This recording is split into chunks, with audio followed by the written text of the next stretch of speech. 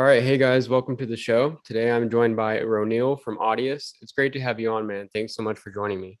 Hey, excited to be here. This is going to be fun. Yeah, it sucks that we didn't get to meet up at in New York at the Ties launch party. I think that you were there for just a little while. I was really looking forward to meeting up, but yeah, maybe next time I'm in New York or something.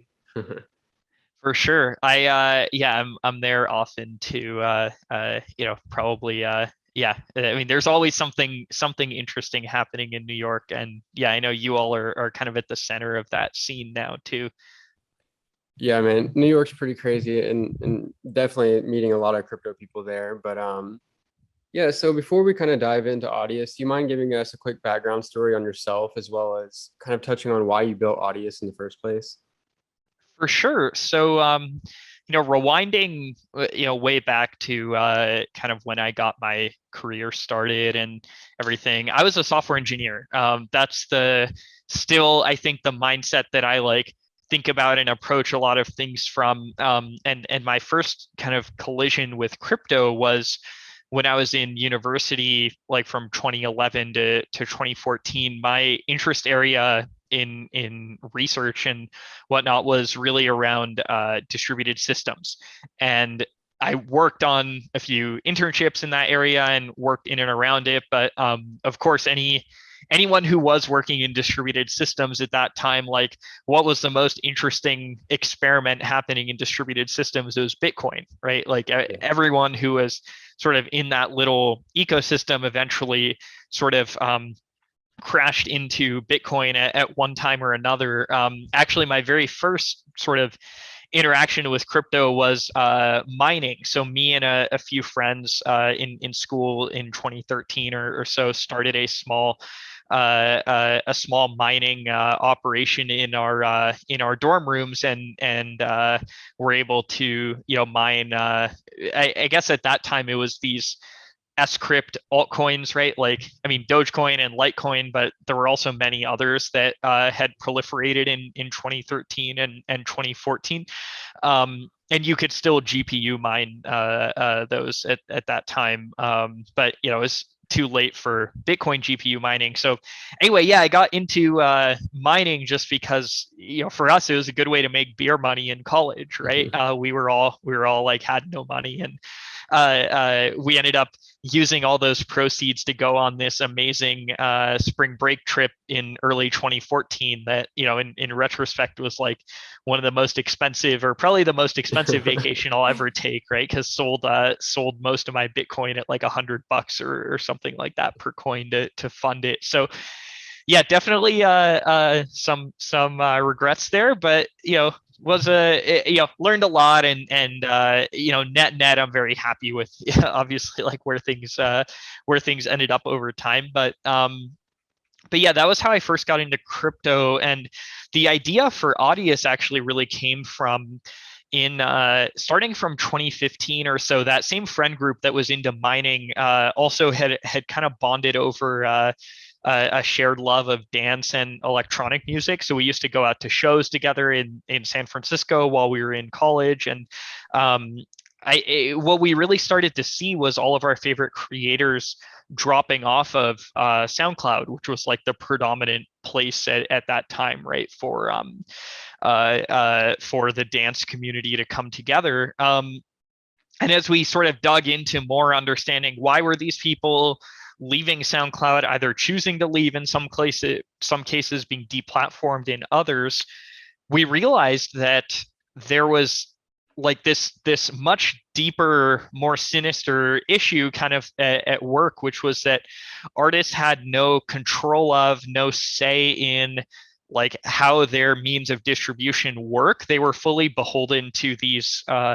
corporations for their ability to access fans, right? Like as an artist, in using kind of the typical distribution tool chain in music, you don't know who your fans are, you don't know where they are, you don't know how they find your music, and you just, as a result of that lack of access and lack of data, these companies that sit in between that interaction grow more and more powerful over time as the kind of aggregator of demand and effectively the marketplace around content. So we saw a very interesting opportunity to create a means of music distribution that was owned and operated by the artists that make it interesting and valuable, right?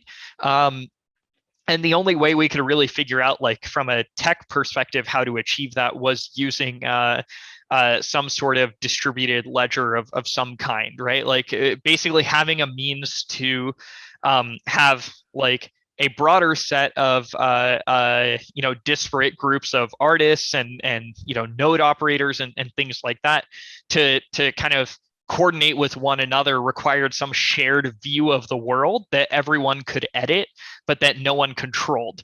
And I think the Bitcoin blockchain was like the first sort of glimpse at that. And the tech, more broadly didn't exist to do what we wanted in 2015, but we could at least see the writing on the wall that like something like this could be possible in the future.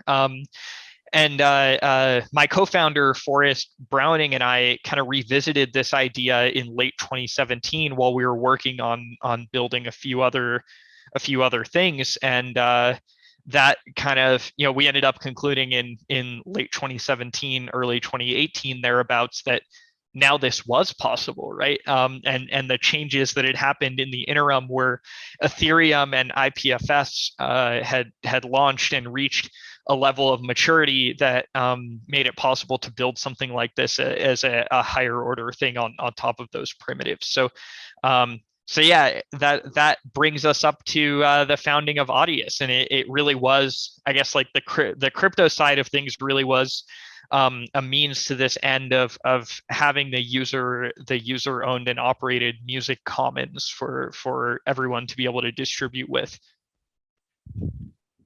Yeah, that's super interesting. And funny background story about the whole spring break trip. I think a lot of us in crypto have kind of been in a situation similar to that where we found out about Bitcoin, maybe even owned some Bitcoin before we really knew about, the long-term value of it. And, I think a lot of people in crypto kind of have those regrets. But yeah, I really like the idea of crypto and music. I'm a super big music guy, listen to music from the time I wake up till I go to bed pretty much every day.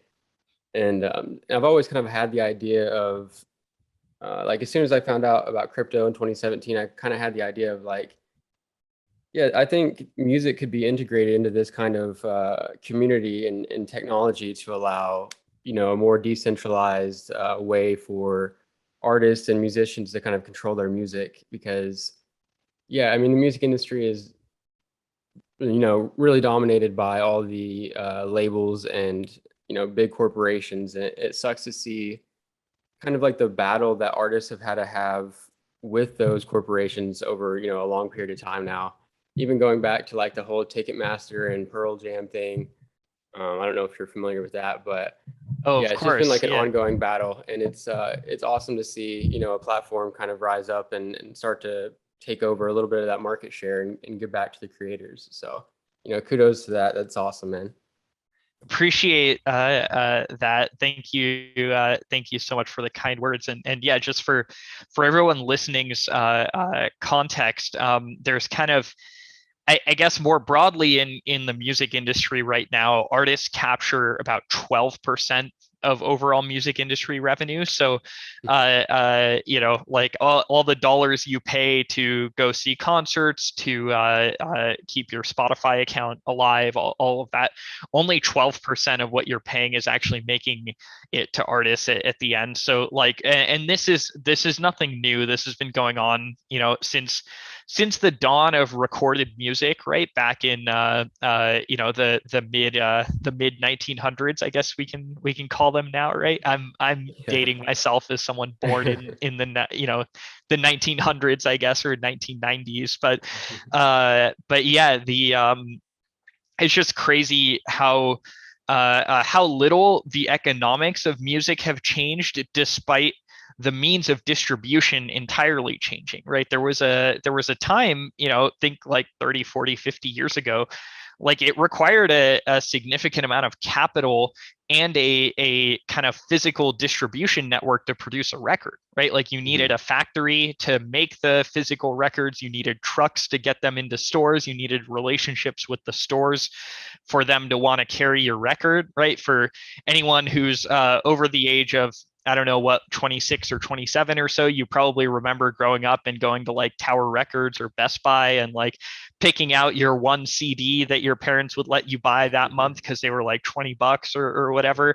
And the whole world of music has changed, of course, right? But the economics haven't. Today it is the marginal cost of distributing more content is effectively zero, right? Like how much does it cost to move the bytes of data from the server hosting content to the user's device? It's like a de minimis amount, right?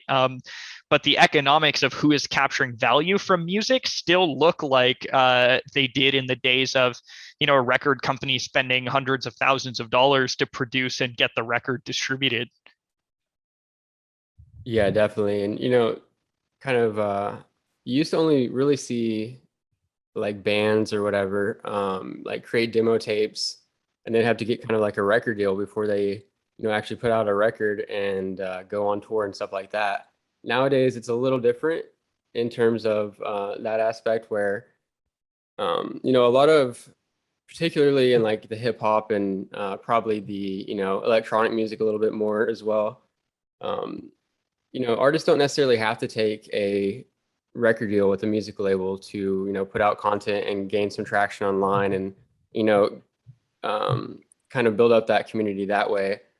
So yeah, like I think it's really interesting what you guys are doing, and I'm super excited to, I actually have a couple songs that I've created, and I'm planning on uploading them to Audius, and we'll see how that goes. But Oh, yeah, you so have to. That would be amazing. You gotta share your profile with everyone listening too, man, so we can all go follow and listen. yeah, definitely. It's just the bit dealer. Bit dealer underscore is my account on there. Nothing uploaded yet, but hopefully we get something up there pretty All right. soon. Well, we'll all be keeping our eyes peeled for that alpha drop coming up soon over there. Yeah, man. So, do you mind just kind of touching on why Audius is different than these other streaming platforms like Spotify or SoundCloud? What is really your differentiator? Totally. So, at a super high level, the context worth setting is that Audius is a digital streaming service that connects fans directly with artists and exclusive new music. That direct piece is the really key difference between us and any other kind of music distribution tooling. For the first time in Audius, there actually is no company sitting in between the artist and the fan.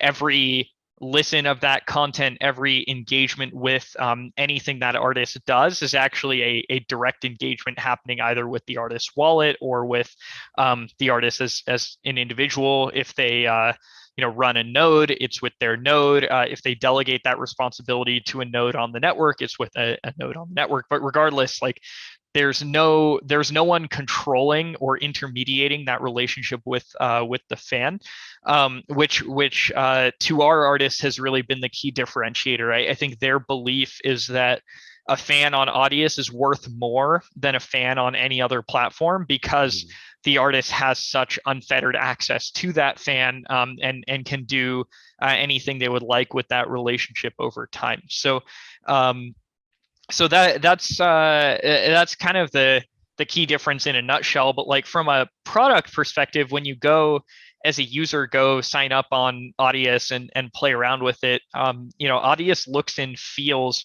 like any other normal music player, right? You search for tracks, you can click play on them. If you make an account, you can follow your favorite artists, and then you can even get notified when they release new content and new ways to engage. So it's from an end user perspective, we've gone to the greatest lengths possible to make it such that you don't have to know anything about crypto to be able to come onto Audius to be productive and engage. but under the hood, things could not be more different in terms of how the system actually functions and operates. And as a result of that, we're able to offer artists these really neat benefits around everything from analytics to these novel kind of monetization things and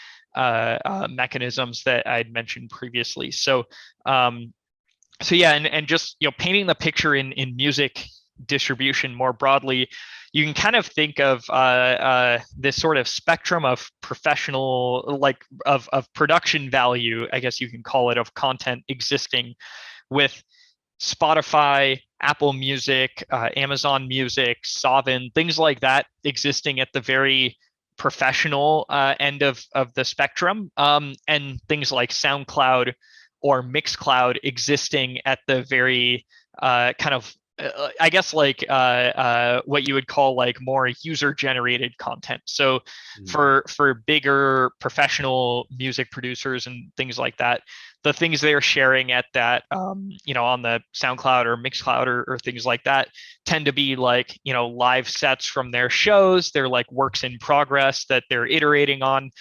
It's stuff that historically like super fans of an artist get really engaged with. Audius has much more played kind of in the realm of the user generated content side of that spectrum. Like the all the bigger artists that use Audius today have multiple exclusive tracks on Audius, and they're exclusive to Audius because the artist either didn't feel like going through the whole rigmarole of like a formal release, because it's not straightforward to release something on Spotify or one of those more professional services. But they also, I think, are wanting to find new ways to engage with their fans. Like, just to give an illustrative example, RAC published a track on Audius a while back and ran a remix competition around it. So there's this remix competition feature in Audius that lets you basically upload the constituent pieces of the track, like the raw pieces of audio that someone could take and then like recompose into their own form of the track. And he actually ended up getting a ton of amazing submissions to that contest, and ended up signing a set of them to like a formal release with his label. So he did like a release of remixes of this track from the album. Another example is Mike Shinoda of Linkin Park. He runs kind of these recurring like Twitch streams where he'll make a cool beat while people are watching him do that, and then the end result of it he'll share on Audius and then share that out with his fans, say, oh hey, so stuff like that. It's like, okay, you can spend 30 seconds and get something onto Audius and share the link with your fans, compared to on Spotify that could take like hours, days, even weeks in some cases, depending on the workflow that they follow. So yeah, all that kind of getting back, it's really about that direct interaction, and that's why I think Audius serves this end of the spectrum really, really well. And for a variety of reasons, SoundCloud and Mixcloud, which were like the two predominant folks playing at this end of the spectrum, have kind of lost the critical mass of listenership that they once had. So the market dynamic today, really that we recognized when Audius got going, was that there was sort of a vacuum around user-generated audio. There was not a place that folks could engage with their fans in this way, and that was the goal that Audius served to, or was built to serve. Yeah, thanks for that. I think you made a lot of really good points there.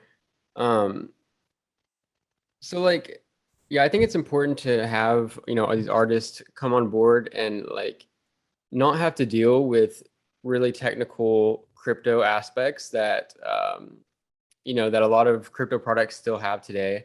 I think that's something you're kind of seeing in NFTs as well. Artists are trying to create NFTs, but I think it's still a little bit too technical, because a lot of artists don't have that technical background. If they want to come and create NFTs, it should really be something as easy as uploading an image, clicking a button, and having a storefront where you can sell it. And I think, hopefully we're headed towards that kind of direction. But I think, having the crypto kind of technical stuff in the background with a more user-friendly interface and stuff like that is just like really, really key for getting artists and musicians onboarded. Um, and kind of speaking on onboarding artists, what has that process been like? Are you still doing like outreach to different artists, or are artists kind of coming to you? And to touch on that as well, like, are there any specific genres that are kind of dominating Audius right now? Yeah, so on the artist sort of onboarding side of things, early on, it was all kind of our team blocking and tackling, talking to individual artists, right? Mhm. Going, all the way back to even early 2019 when Audius was in kind of a private alpha stage. That was really, how we got, feedback and learned, and we just hop on with folks and say, hey, please, please try uploading this, and it would break half the time, and they would get mad, but then the other half the time it would work, and they would be like, oh, this is cool. And the product was private, so there wasn't a whole lot they could do after uploading, but at least it gave us a chance to start to engage with the community, get some cool content onboarded, stuff like that. um, Fast forward to today, over 6 million people listen to Audius every month. As of the Wow. time we're recording this, over 100,000 artists have joined the platform and shared things on it. So, um, you know, that kind of scale, of course, means that we don't talk to the vast majority of artists that come onto Audius. Our role over time has become much more one of advocacy. So, we do what we can to help support the artists that come knocking at our door, but we don't really go outbound anymore, right? It's much more just fielding and managing relationships with folks that are showing up at our door saying, hey, tell me more about this thing, and how can I use it, and how can I do whatever.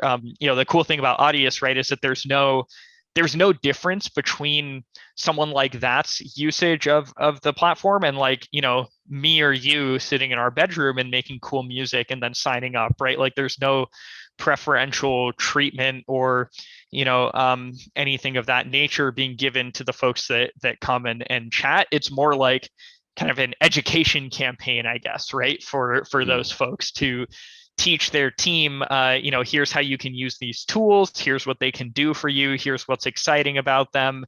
That's really the posture that we kind of take, and so far I think the community's been really receptive to that. It's been fantastic to see. Yeah, I bet those early days had to be pretty tough, because like we kind of mentioned earlier, the music industry has been dominated by the big players for so long, and having some new guys come in and with a new platform, I could just imagine how hard that was to get some artists onboarded at first. But I'm kind of looking through a list right now, and there's some pretty big names up there. RAC, like you mentioned, Steve Aoki, 24 Hours, which has a song with Post Malone. Made in Tokyo, he's cool. I've actually seen him live a couple times. Yeah, and there's a ton of names on here that are really big. So it's awesome to see these kind of names, on here. And it seems like it's mostly like hip hop and electronic music.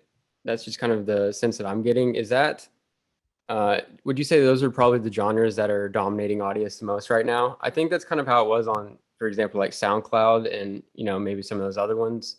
You get a lot of like just music that people can make and on like a quicker process. You don't get full on bands that record 9-minute songs uploading to SoundCloud very often. So I was just curious, kind of what genres you think are kind of dominating right now. Yeah, sorry, I forgot to answer that Yeah, part no of worries. your last question. Yeah, so I think accurately identified the predominant sources of usage today, which are hip hop and dance music, or electronic more broadly. Mhm. So, that's I think dance was really initial community that latched on to Audius and got really excited about it. Over time, that's I guess really over the last 6 months, I think our communities made a more concerted effort to spend time with and spend time educating hip hop communities and getting them excited and onboarded. So yeah, you're seeing the early sort of fruits of that labor. So it is, I would say between those two, that's probably like, anecdotally at least, like I don't have hard numbers in front of me. That's probably like 85 to 90% of the listening on Mhm. Audius is coming from those two. But Gotcha. we're starting to see more diverse content outside of hip hop and dance music get onboarded as well. So like Weezer has a track on Audius, for example, that performed really well actually. Yeah, that's And awesome. yeah, that was really cool. Especially, I don't know, just growing up, I was a huge fan of Weezer's music, and to get to see folks like them starting to onboard really like made things come full circle a bit. Um, but yeah, Definitely. um, we kind of, I think now are in a spot where like we're starting to broaden. I think the next big area that we'll see a lot of usage of Audius happen is actually Latin music and kind of Latin American music as well. So there's been kind of this resurgent or surging sort of like growth coming from those communities, even looking at like our analytics for the audius.co website and things like that. We're seeing more and more people visit with Spanish localization or Spanish language, Mhm. and that's been really exciting as well. Yeah, are you aware of kind of like the type beat YouTubers and stuff to upload beats to YouTube, with like Drake type beat, Travis Scott type beat, all those kind of things? Yeah, I am. I mean, I would love to see folks like that getting onboarded to Audius as well. I don't know of off the top of my head any of them onboarded today, Mhm. but yeah, Yeah. it feels like the type of content that would do really, really well in the network. Yeah, definitely. I was wondering about that because you see like YouTube nowadays that those kind of things dominate all over YouTube. Hmm. Specifically, there's like one group. It's like I think they started off as like type beat producers or whatever, uploading to YouTube, but they started their own label. It's called Internet Money. I don't know if you're familiar with them, but probably a good idea to connect with them, honestly, because they have a lot of pull over there on YouTube. But yeah, I was just curious about that audience. I think it would do really well, on Audius and stuff like that with the community. Um, so like, I saw that you guys had a party with Solana. I think it was in Miami. Were you guys a part of the Lollapalooza event as well? Yeah, we did throw a party with Solana in Miami. It was super fun. Kenny Beats and Ape Drums both came out and Nice, yeah. played sets for the group, and it was fantastic. I think the one major mistake we made there was that our venue was not nearly big enough for the amount of demand that came. So we just weren't expecting that, I guess. Yeah. But good learning for next time that potentially sizing up is a good thing. The other thing, there was this huge line outside the event, and it started pouring rain Oh because it's Miami and man. it rains, right? So like we had lots of unhappy people. By the time they made it in, they were soaked wet, and yeah, it was definitely not super great, but that's just I think that's like part of the game, unfortunately, right? Like Yeah. you're better off being over capacity than under capacity, of course, but Mhm. I think we were just so dramatically under capacity in terms of, or sorry, we were so dramatically over capacity that like it ended up with just a ton of people being unhappy, which Yeah. is never good. um we were not involved directly in the Lollapalooza thing, though. I think we felt with respect to events, we've always tried to kind of keep the focus on like our community, the Audius Mhm. community, and like the folks who are like this is I guess there's sort of two goals around events like that you could debate between. One is introducing Audius or like Solana for that matter to new people who haven't come across it before. And the other is to kind of create serendipitous interaction and connection within your existing community. I think we have always erred towards the latter because we found more scalable ways to achieve the former, if that makes sense, than Mm. live events. Like I think, you know, the maximum reach that you could hit with a sponsorship of a live event is like, maybe on the order of tens of thousands or perhaps 100,000 or so. Um, but their level of engagement with your brand is pretty light, and like I think there are some questions around how much they might remember or things like that. Yeah. We found in-person events to be much more kind of valuable in servicing that latter goal of like getting our community more closely engaged. Like even coming out of that Miami party, there were a few kind of artist collaborations we heard about that came from, there were folks that had been interacting on Discord for months and then like finally got to like meet each other and be like, oh, Mhm. like we should work on something, that kind of thing. So, Yeah, that's um, cool. yeah, that was the reason why we weren't involved. Mhm. I think Solana has kind of different goals in mind with respect to live events, and I think they had a good strategy for why going to Lala made sense for them. But for us, given that we were already established in the music community and everything, it didn't really match our strategy around event stuff. Yeah, makes sense. Have you guys considered creating like an open marketplace for artists and producers to sell content, whether that be like, you know, whether that be like pre-made beats or instrumentals or even like sounds that they recorded to use in other songs, like anything like that coming to Audius? Yeah, so great question. There's the early bones of this actually already exist in Audius, like I mentioned. RAC's remix competition, for Mhm. example. Like you can upload the stems or the constituent pieces of any track that you make to Audius and like tag them with they basically would show up on the page for that track. And even more importantly, what's cool is like anyone who uses those stems and remixes the content when they upload it can tag it as being derivative of that original track. And then there's even a way that you can just go get one list of like what are all the remixes of this track and then go listen to them, which is pretty cool too. Yeah, Or it's just like a different way to engage and re-engage the same content.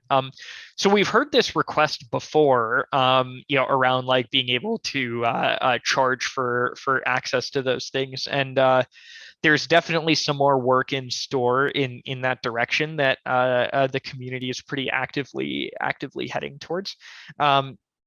So yeah, I don't want to speak too much on behalf of the folks that are actually building out some things like that, but yeah, I think there will be some really exciting things in store over the coming months. The coolest thing about Audius, right, is that it is open source and owned and operated by the community, which means that like you know our company that I work for and work with, it doesn't have to be the one to build all of these things, hmm right? Like yeah, anyone can go help, contribute and do these things. So that's a really cool aspect to it, right?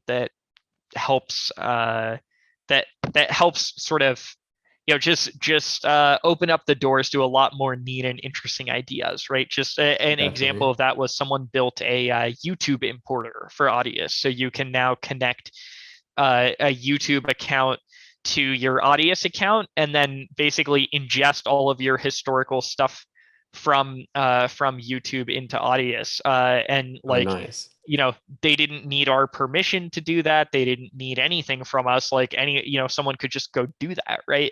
Which is a super cool thing. So yeah, we're really excited about that, and yeah, I think we're gonna keep seeing more stuff around that. That's where I heard some rumors of folks working on something along the lines of what you described. Nice. Yeah, that's really cool. I've been on a couple other marketplaces for, pre-made sounds and instrumentals and stuff. And yeah, I'm not a big fan of those, if I'm being honest. But yeah, looking forward to seeing what could be built on top of Audius, definitely. Um, and so yeah, do you mind kind of touching on like the big plans for Audius over the next year or so? Do you guys have anything on the roadmap that you'd like to kind of give out to the audience? Yeah. So there's a ton of stuff in store, from all different directions. I think, more broadly, of course, the philosophy and goal guiding everything that our community does is to, one, help artists curate and build up and manage these relationships that they have with fans, such that like the incentive to aggregate those relationships within an audience continues to grow. So that's like, growing the following. The other large area of work is around better exploiting that following. So giving artists more and more tools and opportunities to financialize those relationships, whether it be selling them merchandise, sort of charging them for access to novel ways of consuming content, things of that nature.